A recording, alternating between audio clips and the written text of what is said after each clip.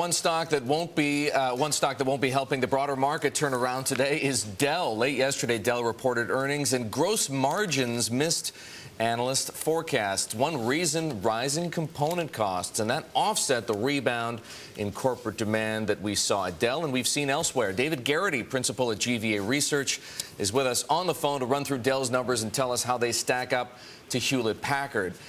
David, let's ask about the gross margins to start off with, because that's what seems to be the biggest concern in the investor community. Dell stock selling off this morning.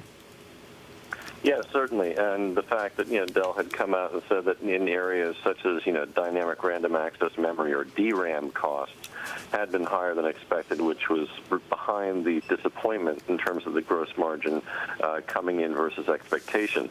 The funny thing is, though, is that the company's operating margin actually came in line with street expectations, but people obviously in this market where things are very uncertain, they're very picky. And so in that regard, even though Dell did a very good job of managing their operating costs apart from their manufacturing, they weren't going to be getting any credit for it in this market. It doesn't sound like it. What's happening there, though? Because Dell, as you pointed out, identified some significantly higher prices for DRAM, also for liquid crystal displays. But they had trouble on the gross margin front, more so than we saw from either HP or from Apple. So what is Dell not doing right managing its supply chain that those other guys are?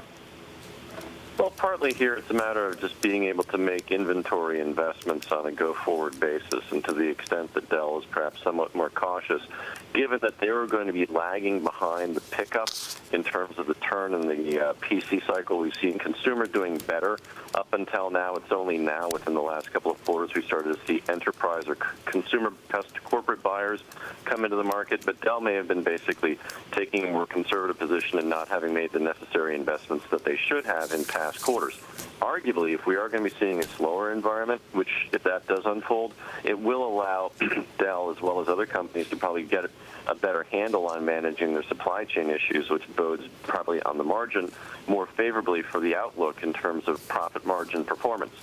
David, fairly briefly, let's do some comparison. We do see corporate demand rebounding, both for Dell, both for HP. That's the story in the PC space. So if you had to choose between the two, what do you like?